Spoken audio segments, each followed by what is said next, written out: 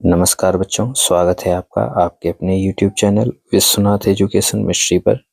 मैं विश्वनाथ त्रिपाठी आज की इस वीडियो पर लेकर आया हूँ कक्षा 12 से हिंदी काव्य के जयशंकर प्रसाद द्वारा रचित श्रद्धा मनु काव्य की व्याख्या का अगला भाग। तो बच्चों, अगर वीडियो में आप नए हैं तो हमारे चैनल को सब्सक्राइब करें, बेल आइकन दबा लें। तो आइए आगे बढ़ते हैं। प्रस्तुत पद की व्याख्या करने से पहले आइए इस पद का प्रसंग जान लेते हैं। श्रद्धा मनु से उनका परिचय पूछती हैं। इस पर मनु उसे अपनी दयनीय स्थिति का परिचय देते हैं। आइए व्याख्या करते हैं। कहा मनु ने नभ धरणी बीच, बना जीवन रहस्य निरुपाय। मनु अपना परिचय देते हुए श्रद्धा से कहते हैं कि पृथ्वी और आकाश के बीच इस नीरव स्थान पर मेरा एकाकी जीवन एक पहेली बना हुआ है। उसे सुलझाने का मेरे पास कोई भी उपाय नहीं है। एक उल्का सा जलता भ्रांत शून्य में फिरता है असहाय। मैं इस निर्जन स्थान पर असहाय होकर अपनी वेदना से जलता हुआ उसी प्रकार इधर उधर भटक रहा हूँ, जिस प्रकार एक जलता हुआ तारा टूटकर बिना किसी आश्रय के आकाश में इधर उधर भटकता रहता है। कौन हो तुम बसंत के दूत, विरस पतझड़ में अति सुकुमार। अपना परिचय देने के बाद मनु श्रद्धा से प्रश्न करते हैं कि हे सुकुमार अंगों वाली, तुम कौन हो? अचानक इस निर्जन स्थान में आकर तुमने मेरे इस अभाव युक्त और निराश जीवन को उसी प्रकार आशा का संदेश दिया है, जिस प्रकार पतझड़ के समय कोयल अपने मीठे स्वर से बसंत के आने की सूचना देती है। घन तिमिर में चपला की रेख, तपन में शीतल मंद बयार। मेरे इस अतिशय निराशापूर्ण जीवन में तुम आशा की किरण जैसी दिखाई दे रही हो। साथ ही वेदना और व्यथा से तप्त मेरे जीवन में शीतल और मंद पवन की भांति नवीन चेतना उत्पन्न कर रही हो। प्रस्तुत पद का काव्यगत सौंदर्य। भाषा साहित्यिक खड़ी बोली, शैली प्रतीकात्मक और लाक्षणिक, अलंकार श्लेष उपमा रूपक एवं रूपक अतिशयोक्ति, रस श्रृंगार, शब्द शक्ति लक्षणा, गुण प्रसाद एवं माधुर्य, छंद 16 मात्राओं का श्रृंगार छंद। आइए अगले पद की व्याख्या करने से पहले उसका प्रसंग जान लें। श्रद्धा के पूछने पर मनु उसे अपना परिचय देते हैं। प्रस्तुत काव्य पंक्तियों में श्रद्धा मनु के प्रश्नों के उत्तर देती हुई अपना परिचय दे रही हैं। आइए व्याख्या करते हैं। लगा कहने आगंतुक व्यक्ति, मिटाता उत्कंठा सविशेष।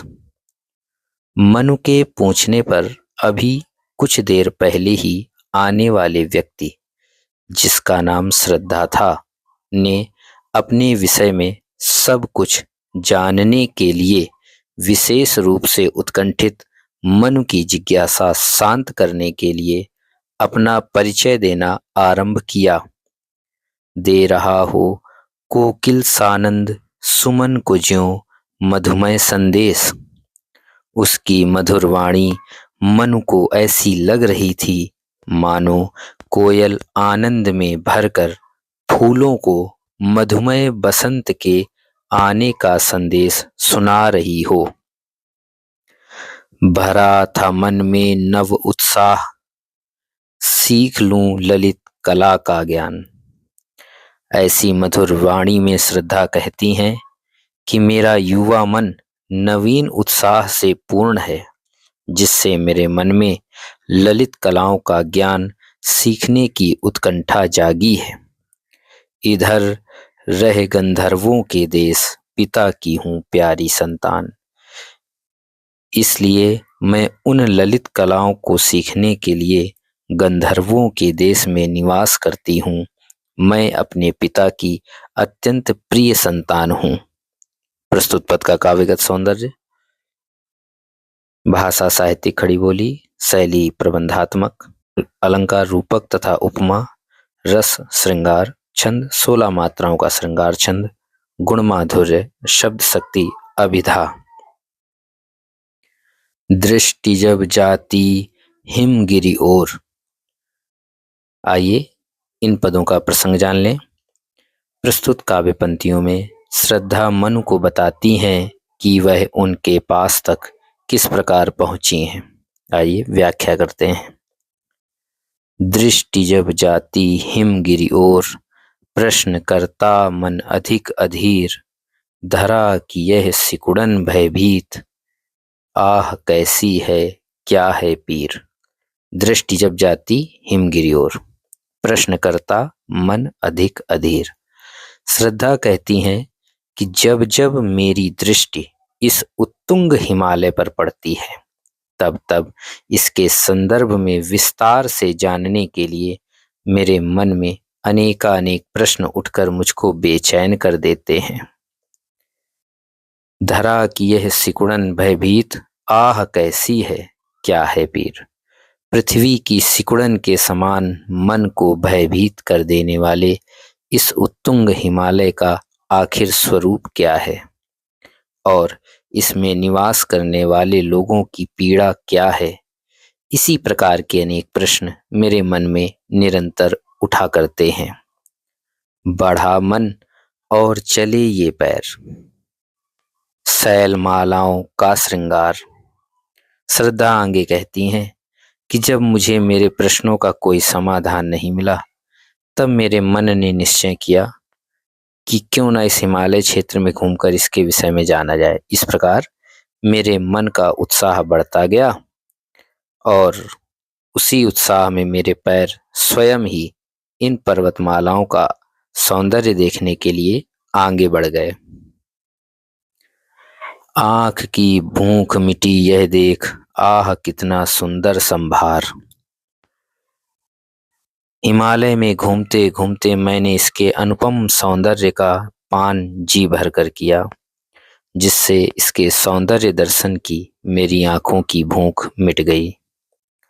आह कितनी अद्भुत है इस हिमालय की सौंदर्य संपन्नता। वास्तव में यह सौंदर्य की पूर्णता का श्रेष्ठ प्रतिमान है। आइए इस पद का काव्यगत सौंदर्य जान ले। भाषा खड़ी बोली, शैली प्रबंधात्मक, अलंकार रूपक एवं अनुप्रास, रस शांत, छंद 16 मात्राओं का श्रृंगार छंद, गुण प्रसाद, शब्द शक्ति, अभिधा एवं लक्षणा। आइए अगले पदों की व्याख्या का प्रसंग जान लेते हैं। प्रस्तुत पंक्तियों में श्रद्धा मनु को अपना परिचय देती हुई कहती हैं कि वह किस प्रकार उनके समीप पहुंची हैं। साथ ही वह उन्हें हताशा निराशा से उबरने के लिए प्रेरित भी करती हैं। आइए व्याख्या पढ़ते हैं। यहाँ देखा कुछ बलि का अन्न, भूत हित रत किसका यह दान। श्रद्धा कहती हैं कि मैं हिमालय की शोभा देखते देखते जब यहाँ तक पहुंची, तब मैंने यहाँ संसार के सभी प्राणियों के भरण पोषण के लिए गृहस्थों द्वारा प्रतिदिन अपने भोजन में से निकाले जाने वाला अन्न के अंश को बिखरे देखा।